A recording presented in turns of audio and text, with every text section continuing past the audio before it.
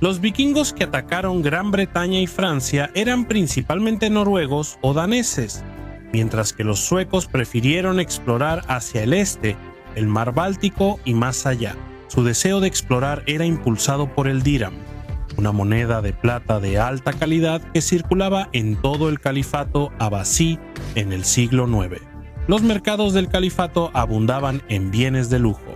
Los búlgaros y los nómadas házaros del norte del mar Caspio vendían cera de abejas, miel, pieles y, trágicamente, esclavos a los comerciantes árabes, quienes pagaban generosamente con dirhams de plata.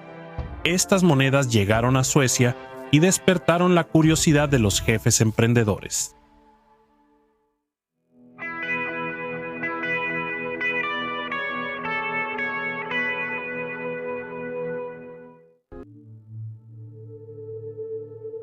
En la isla sueca de Gotland, enormes tesoros de plata llenos de dirhams árabes confirmaban la actividad de los vikingos suecos comerciando y saqueando en el Báltico y Rusia.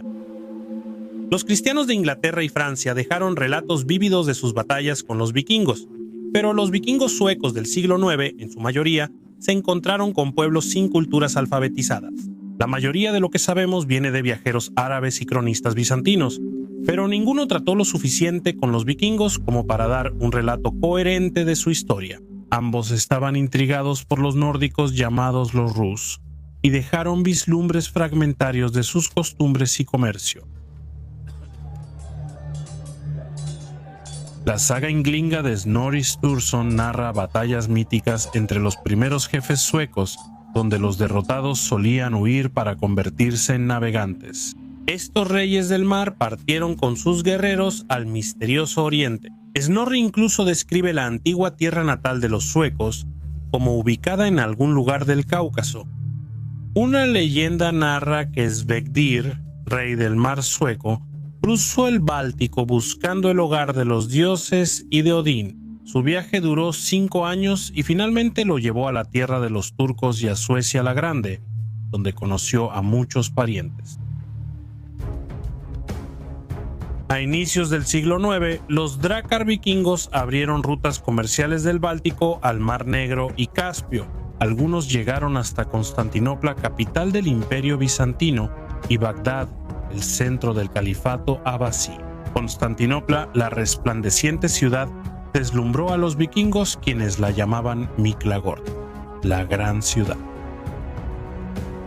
Los vikingos en el mundo oriental fueron llamados Rus. El origen del término es incierto. Podría venir del nombre finlandés para los suecos o de la antigua palabra nórdica para tripulación de remeros. Podría originarse en un término bizantino usado para describir el cabello rubio de los escandinavos. La ruta comercial de los Rus iniciaba en el Golfo de Finlandia, seguía por el Neva, bordeaba el sur del lago Ladoga y continuaba por el Volgo. A lo largo de este río, los Rus fundaron asentamientos como Staraya, Ladoga y más al sur, Novgorod. Novgorod significa Nueva Gorod. Surgió en el extremo norte del lago Ilem. Arqueólogos han hallado collares con martillos valorados por devotos de Thor, amuletos rúnicos y una pequeña figura tallada de una valquiria. El cronista árabe Ibn Rusta visitó esta ciudad y estimó que su población ascendía a miles. No tienen campos, según Ibn Rusta, solo viven de lo que obtienen de tierras eslavas. Cuando nace un hijo, el padre se acerca al recién nacido, espada en mano, y la arroja al suelo. No te dejaré ninguna propiedad, dice, solo tendrás lo que puedas conseguir por ti mismo con esta arma. Como sus primos occidentales, los suecos eran conquistadores y comerciantes. Controlaron asentamientos eslavos y fineses en rutas fluviales y se volvieron la élite de una red de ciudades comerciales. Desde estas bases, los vikingos saqueaban tribus finesas y eslavas, obteniendo tributo en pieles y esclavos que bizantinos y árabes siempre compraban. La primavera era época de comercio y para otoño la mayoría de los convoyes ya se habían disuelto, pero al congelarse el suelo, las bandas de guerra podían moverse mejor. El invierno era época de saqueo. Nuestro relato más intrigante sobre los Rus proviene de la corte de Luis, el piadoso emperador de los francos e hijo de Carlomagno. En 839, una embajada bizantina, enviada por el emperador oriental Teófilo en Constantinopla, llegó a la corte de Luis en Ingelheim. La misión de la embajada era confirmar un tratado de alianza entre los emperadores de Occidente y Oriente. Unos diplomáticos bizantinos incluyeron vikingos rus que solicitaron la amistad de Luis. Llevaban consigo una carta del propio Teófilo, quien solicitaba que el emperador franco diera a los rusos un paso seguro por sus territorios. Mientras regresaban al norte, los rusos explicaron que este desvío les permitía evitar tribus hostiles que encontraron desde Constantinopla.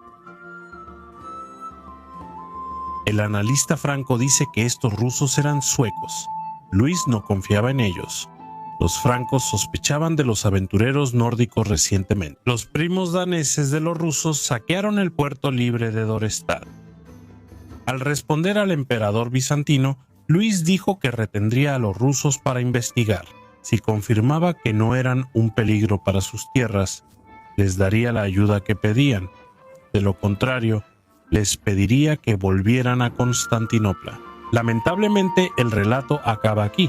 No sabemos qué ocurrió con estos viajeros misteriosos en la corte de Luis el Piadoso.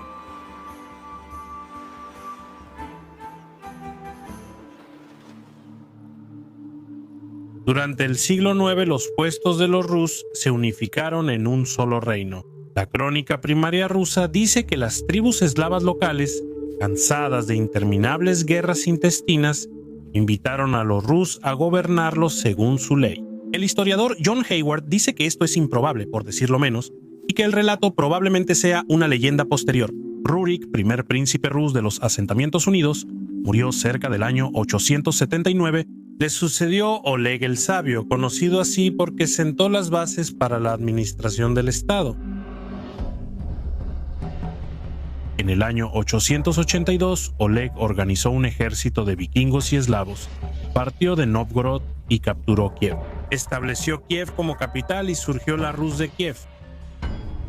Se informa que Oleg intentó atacar Constantinopla en 907, pero los bizantinos no lo mencionan. Sabemos que en esa época los bizantinos dieron privilegios comerciales a la Rus, tan favorables que parecían resultado de una amenaza militar. A los comerciantes de la Rus se les permitió recibir alimentos, anclas, velas y usar los baños públicos en Constantinopla. La Rus pagaba una tarifa en plata por barco. Los bizantinos no permitían que la Rus viviera dentro de las murallas, llevara armas ni viajara por la ciudad sin escolta imperial. En 911, la Rus firmó un tratado con los bizantinos en el que acordaron no saquear barcos bizantinos y ayudar a cualquier embarcación bizantina que encontraran en peligro. El tratado incluye cláusulas para la Rus, que buscaba unirse al ejército imperial, pues el emperador valoraba tener vikingos en sus filas. Tras este tratado, Oleg murió. La crónica principal relata una leyenda caprichosa sobre su muerte que contradice su reconocida sabiduría. Un adivino advirtió al príncipe que su caballo favorito lo mataría, así que Oleg se negó a montarlo o verlo. 5 años después, el caballo murió y Oleg se burló del adivino llamándolo un fraude. Imprudentemente, el príncipe inspeccionó los huesos del animal muerto, solo para ser mordido por una víbora venenosa que se escondía en el cráneo. La mayoría de los historiadores cree que murió en una incursión en el mar Caspio.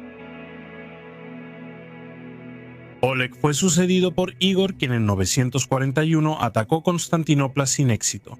Su flota fue destruida por el fuego griego de las galeras bizantinas y Igor apenas escapó de morir quemado.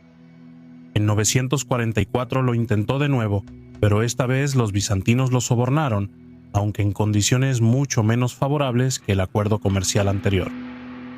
Este revés hizo que Igor exigiera más a las tribus eslavas locales. En 945 atacó a los drevlianos, quienes capturaron al jefe vikingo al contraatacar. Leo el Diácono afirma que los drevlianos se inclinaron, ataron 2 árboles, cada uno a una de las piernas de Igor, y luego los soltaron para que lo partieran en 2.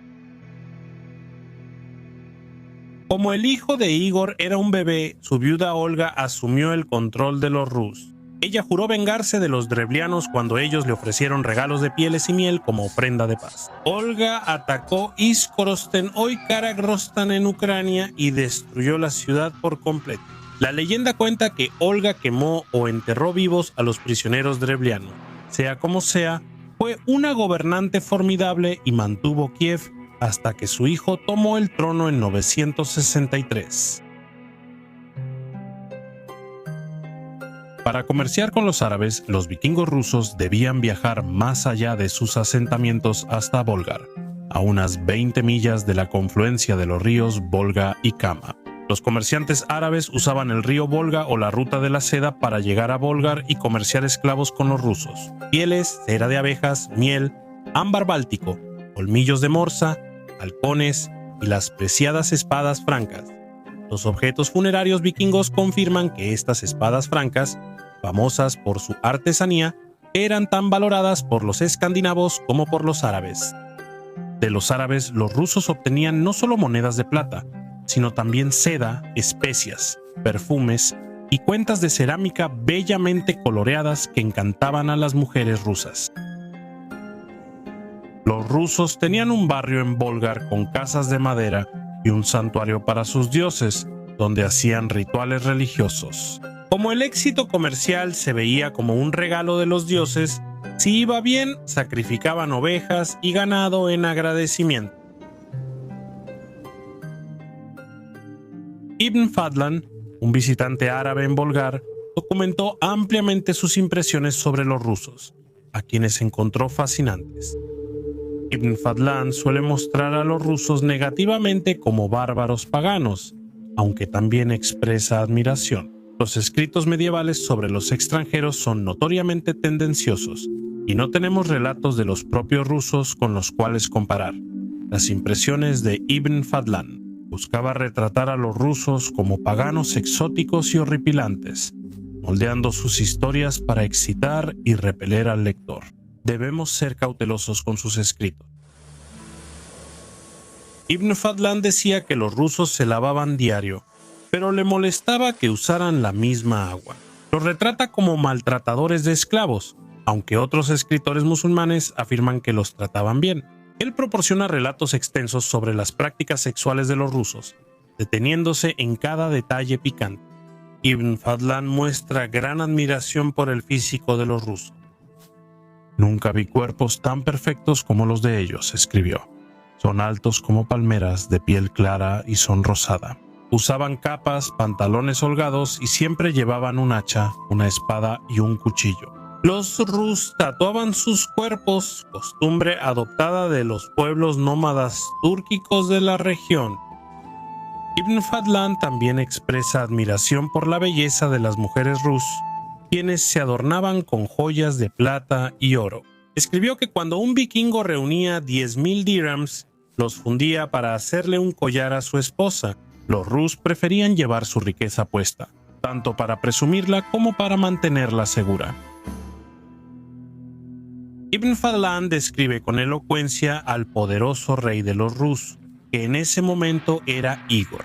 Sentado en un trono de joyas, Igor estaba rodeado por 40 concubinas y podía elegir a cualquiera para satisfacer sus deseos. Ahí, en público, 400 guerreros lo atendían en su salón, todos leales a su rey. Hasta la muerte, cada guerrero tenía una esclava que lo bañaba y vestía, y otra como compañera de cama.